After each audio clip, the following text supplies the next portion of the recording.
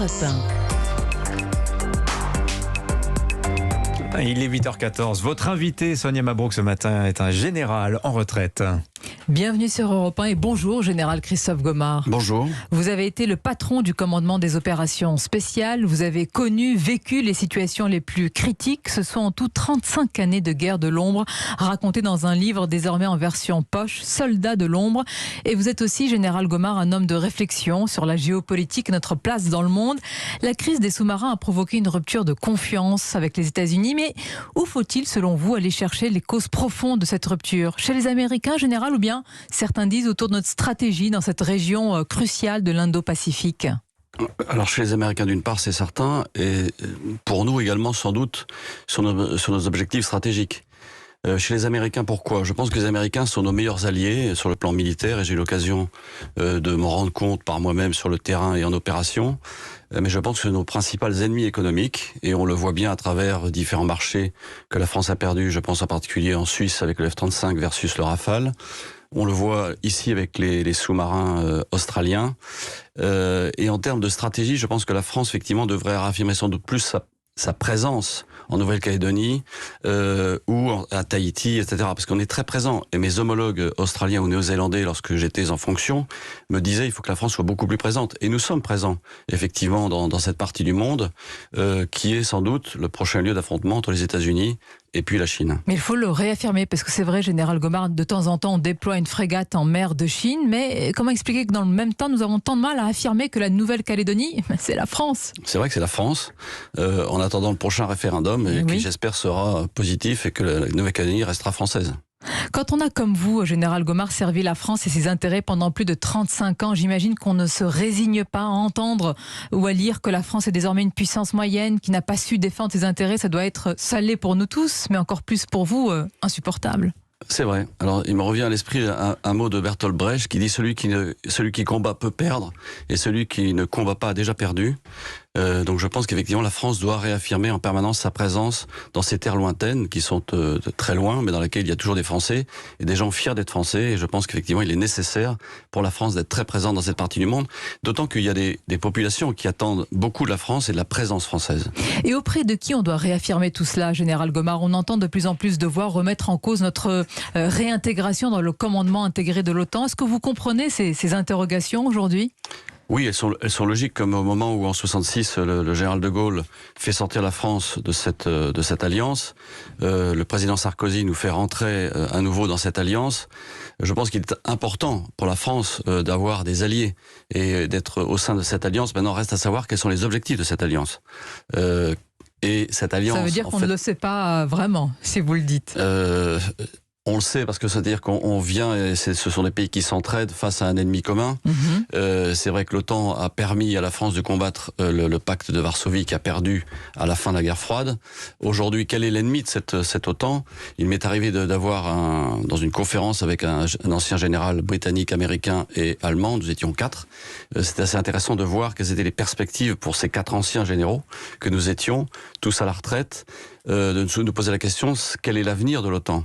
Et selon moi, effectivement, pour une alliance, effectivement, il faut un adversaire. Et c'est ce que cherchent à faire sans doute un peu les Américains, c'est d'avoir différentes alliances. Aujourd'hui, l'alliance pour eux est une alliance non pas contre la Chine, mais en tous les cas pour être en mesure de se battre contre la Chine si jamais la Chine venait à vouloir étendre, j'allais dire, sa domination. Bien sûr. Et du côté européen, général Gomard, ça fait des décennies qu'on entend parler de la défense européenne, d'autonomie stratégique, de la création d'une force européenne. C'est une chimère? Ça vous fait sourire? Oui, ça me fait sourire parce que... Malheureusement. Malheureusement, en fait, je pense que le soldat français est le soldat européen. C'est-à-dire qu'en Europe, quel est le pays qui combat? Quel est le pays capable de faire la guerre? Quel est capable de se faire projeter rapidement? C'est la France. Et l'armée française, pour ça, et on peut la saluer, est en mesure de faire ça. Les autres pays, c'est un peu plus compliqué. On le voit bien à travers, au Sahel en particulier, où finalement tous les pays européens n'ont pas aucune envie de s'engager. Alors certes, le Mali est un pays francophone qui faisait partie des colonies françaises, mais enfin ça fait plus de 50 ans, 60 ans que ça n'est plus une colonie française. Certes, les gens ils parlent le français majoritairement, mais on voit bien que, en particulier pour la force Takuba, la composante force spéciale, les pays ont du mal à venir s'agréger. Heureusement, certains y viennent et c'est un succès dans ce sens-là. Mais on est bien seul, on reste bien seul. On reste assez seul. Vous avez dit, on le sait évidemment, la France est une force de projection et fort heureusement, nous avons du succès, des réalisations, Général Gomard, lorsque nos forces françaises neutralisent le chef du groupe État islamique du Grand Sahara ces derniers jours. Vous connaissez bien la région, vous avez participé à l'opération Gao en janvier 2013. Nous gagnons, Général Gomard, des batailles, nous neutralisons, puisque c'est le terme employé, des chefs de l'État islamique, mais est-ce que cette guerre peut avoir une fin contre les djihadistes un jour? Je pense que toute guerre doit avoir une fin.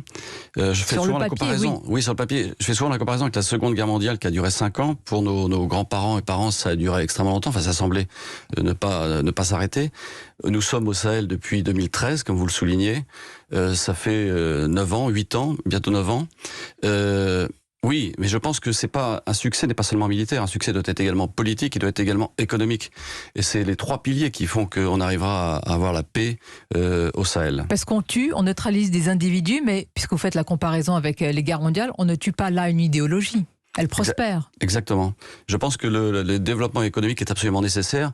Et quels sont les combattants djihadistes qui s'engagent? Ce sont des gens sans emploi et qui sont payés par ces djihadistes. En fait, les djihadistes créent une espèce d'armée puisque les gens sont payés. Ce sont et j'ai bien vu lorsqu'en 2013 on a commencé à se battre contre eux, les jeunes qu'on récupérait, certains ils étaient à peine engagés, à peine entraînés, qu'ils se rendaient. Et ils nous expliquaient effectivement combien ils touchaient en quelques milliers de francs CFA, c'est-à-dire pas grand-chose en réalité, mais beaucoup sur place, qui leur permettait de vivre et de faire subvenir sans doute leur famille.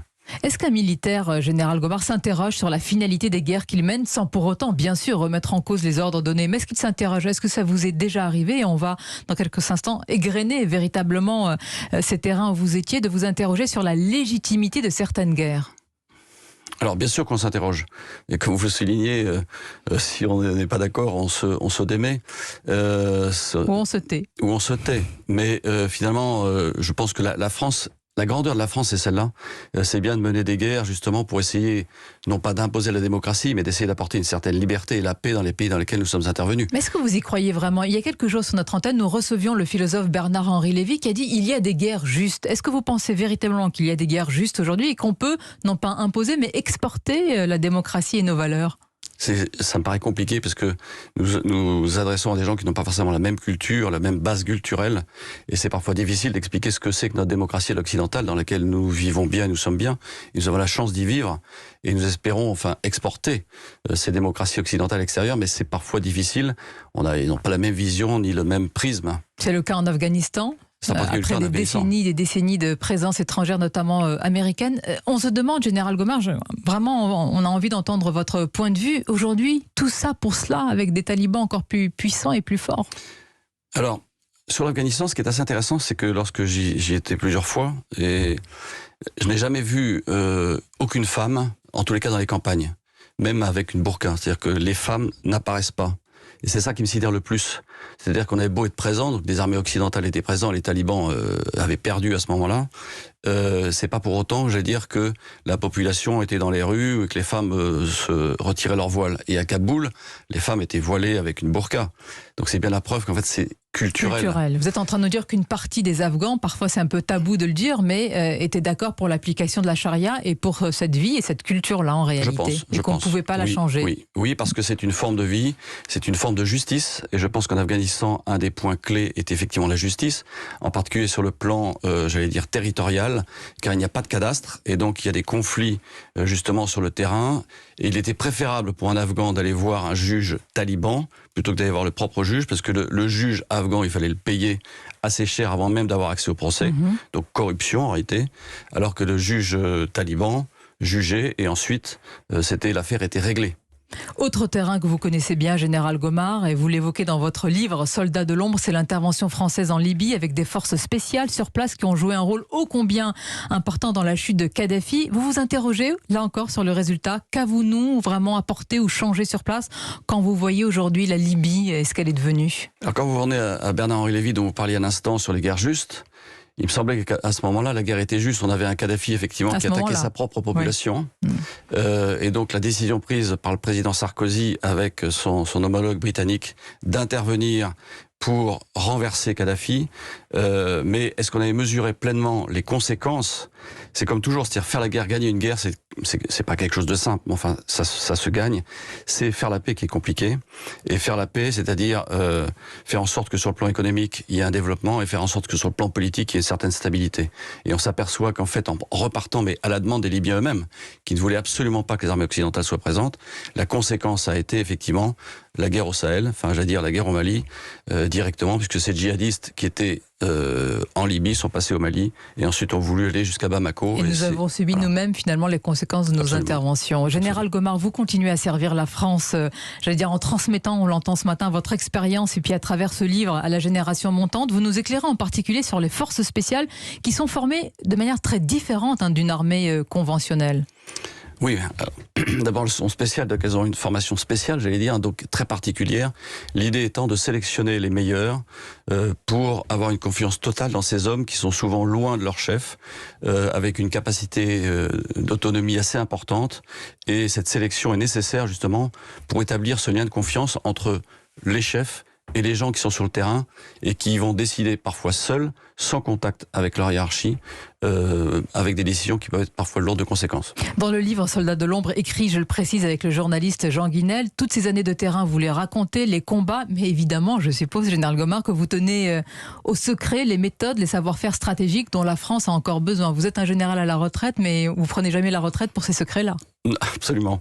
D'abord, je n'ai pas raconté, j'allais dire, les secrets opérationnels au sens où les procédures opérationnelles qui permettent effectivement d'agir avec discrétion et avec efficacité. Comment encourager aujourd'hui les plus jeunes à épouser, Général Gomard, de telles carrières, à s'engager pour la défense de son pays en sachant que vous mettez en péril votre vie et que vous êtes aussi là pour tuer? Alors, je pense que ce que je disais, lorsque j'ai rejoint la boîte privée dans laquelle je suis aujourd'hui, beaucoup de jeunes m'ont fait part de leur besoin de sens, la recherche de sens dans leur vie. Et finalement, beaucoup s'engagent pour ça, parce qu'ils veulent donner un sens, ils veulent donner une partie de leur vie pour la France, notre pays, et ils sont prêts à prendre des risques pour ça. Et ce qui est assez exaltant chez les forces spéciales, c'est cette capacité à se dépasser soi-même, déjà en devenant militaire, cette capacité à se dépasser soi-même, mais aller encore au-delà de soi-même en rentrant dans les forces spéciales. Le dépassement, ça fait du bien de l'entendre. On entend peu ce mot. Et quand vous, Général Gomard, vous lisez, vous entendez ceux qui vous disent « mais la France est en déclin, la France n'a plus ce lustre, n'a plus cette influence, n'a plus cette puissance aujourd'hui », qu'est-ce que vous répondez ? Je pense que la France reste une grande puissance. Vous le pensez vraiment, une grande puissance ? Une grande puissance dans la mesure où on fait partie du Conseil de sécurité des Nations Unies, d'une part. Une grande puissance parce que justement on a cette capacité à avoir une parole libre. Même si bien sûr on dépend d'alliances, bien sûr on voit bien avec les Américains et les Australiens que parfois on se fait, la confiance est trahie, mais grande puissance parce qu'on a cette capacité à rebondir, et je pense pas qu'il faille se laisser aller au déclinisme, il n'y a rien de pire finalement, et il faut garder l'espoir, et ce que j'ai aimé dans le monde des forces spéciales, c'est cette capacité effectivement à aller au-delà de ce qu'on pense être capable de faire. On a envie de vous croire, on a envie d'y croire en tous les cas. Général Christophe Gomard, soldat de l'ombre au cœur des forces spéciales, je vous recommande vraiment, parce que c'est à la fois évidemment le côté militaire, politique, et puis on plonge dans ces terrains de guerre et de conflit. C'est toute notre histoire qui est racontée. Merci d'avoir été notre invité ce matin, merci Général. Beaucoup. Merci, Général, et merci à vous, Sonia Mabrouk, pour cet entretien passionnant. C'est chez HarperCollins, votre livre. Vous êtes édité aux États-Unis aussi, Général ? Pas encore. Ah oui, pas encore. J'aurais aimé. Parce qu'en fait, j'aime bien mon homologue Bill McRaven. Voilà, et puis que l'on lise les généraux français aux États-Unis, en ce moment particulièrement, ce serait assez cocasse.